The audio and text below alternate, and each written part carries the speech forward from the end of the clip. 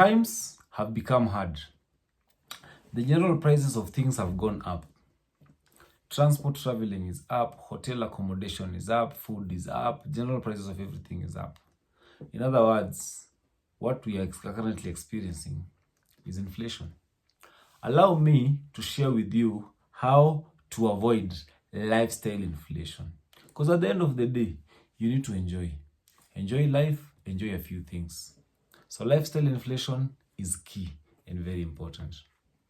Number one, budget with purpose. This is what we call the 50-30-20 rule, where 50% of your income goes to needs, 30% goes to wants, and then 20% goes to savings. That's it. So make sure in all your wants, they can only be 30%. Wants are things that you can live without. That is one. The next thing, just at that place, is something called zero-based budgeting. Zero-based budgeting is where, before you budget, you must make sure there's justification for why you need to spend and why you need to allocate any figure to anything. There has to be justification. You want to put fuel in your car, must you use your car? You cannot take these online taxis. So it is very important to do what? To understand all that. So make sure you have what we call zero-based budgeting. That is making sure that you are prioritizing before discretional spending. Number two, you automate savings and investments. In other words, pay yourself first. Pay yourself first. Pay yourself first. Whatever I said, in everything you do, make sure you're coming first. And when you're coming first, make sure it's on your needs. People having issues, sort yourself first. Don't answer to every call. Don't go to every problem. Don't be a solution. Don't be a Jesus. Make sure you are doing what? You are paying yourself first. Then the next thing is, as you automate savings, make sure you have an emergency fund. We had said earlier, there's 50-30-20. So in the 20%, that is your money, paying yourself first. Put that money in savings before doing anything else. Then in that saving, make sure you have an emergency fund in the 20% that we had taken from the 100%. Number three, practice what we call mindful spending. In other words, you need to check before you spend, are they needs or are they wants? And if they are needs, are they essential or are they fleeting desire? If they're essential, then they are needs. If they're fleeting desire, then they are wants. As you do what we call the mindful spending, make sure you only use cash. Because sometimes when you go to credit, there's what we call impulse buying and impulse spending. When you use cash, there will be discretion in doing it. You will not just do it anyhow. You will try to limit yourself. You can decide to spend 100,000, make it cash. So that's what you spend. You know, when it's in card, you don't care. You just chop money, isn't it? Number four, set financial goals. Financial goals can be short-term or can be long-term. So make sure you have objectives. Number one, you might be 30. You want to retire at 60. What is your financial goal? That's a long-term goal. At 60, I want to have 3 rentals. At the cost of 10 million, that's 30 million. Short-term goals, I want to complete paying my mortgage in 5 years. Or I want to save to go back to school. That's some short-term goals. Then make sure you track. And after every time, you look at how have you been saving, or how have you been walking, or how have you been driving, how have you been diving towards your goals. Number 5, invest in growth. Make sure you're investing in growth. Currently, there are courses that pay. Go do photography, do videography, do editing. Understand how to just try and do something, invest in yourself. Then after investing in yourself, you can also decide to reinvest your money. You've saved 1 million. Can you invest it back invest it back so that you are sure of doing what? Of getting more income. So invest in growth. So growth in yourself, grow in whatever you have, and grow in whatever around you. Number 6, there's what we call debt management. In debt management, you have to do one thing. Make sure you're paying debts that are serious first. Then the serious means make sure you're paying the most expensive debts first. And then after that, you can pay the other less interest. And the ones that are having high interest, pay them first. The ones that look very stressful, pay them first. And then there are those that are very cheap, or those that less interest, or those that are less demanding. You can pay them later. Then also make sure you are avoiding new debts in that. Avoid new debts. Because sometimes, the other time I was speaking to a friend and I was telling them, but the reason why people in the civil servants are suffering is because they take debt. They take a lot of loans. They take a loan to take their kids to school. They take a loan to complete paying their houses, complete their houses in the shags. They take a loan to... Their loans are not for development purposes. And that is why, anytime you take a loan, make sure the loan will give you back money. So it is serious to be very careful with loans. So debt management. So in the debt management also, make sure that you are paying your debt. Sometimes I tell most of my clients that if you are going for debt, go for debt that you pay at what we call reducing balance.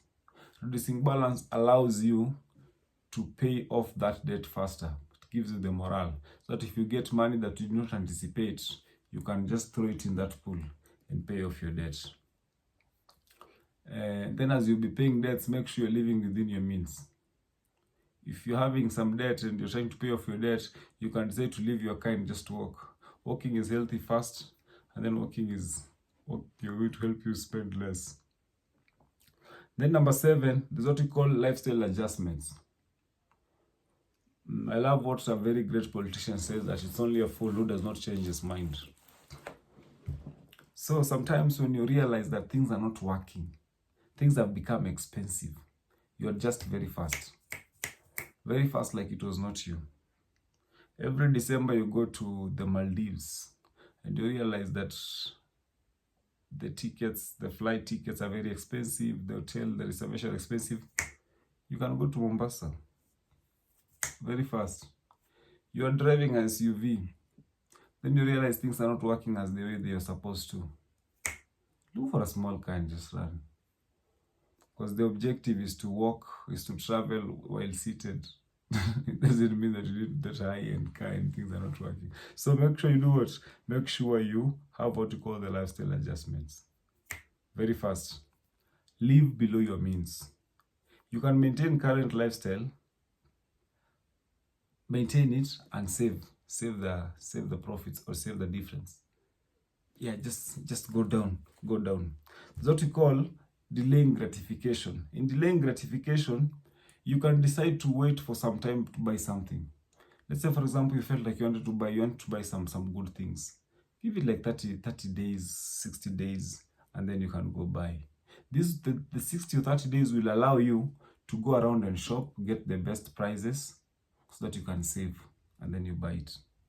Number 8, that we call mindset shift.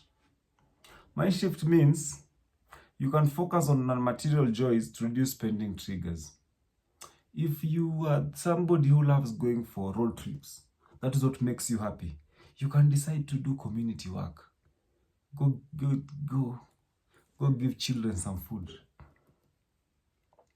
Donate some clothes, donate some shoes.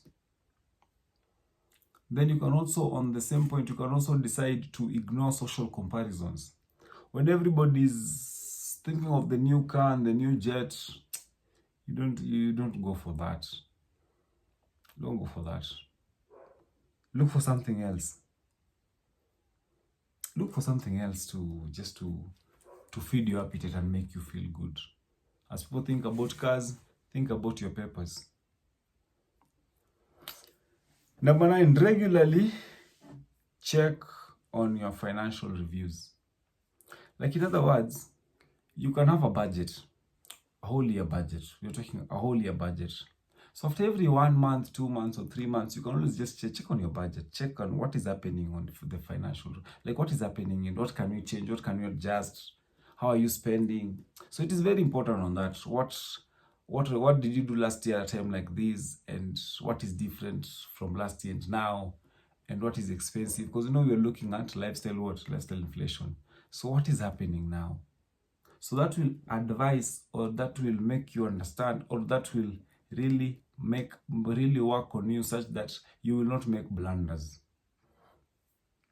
On the same point, you can also do what you call, you can negotiate bills. Just at the same point, let's say for example you do insurance every year.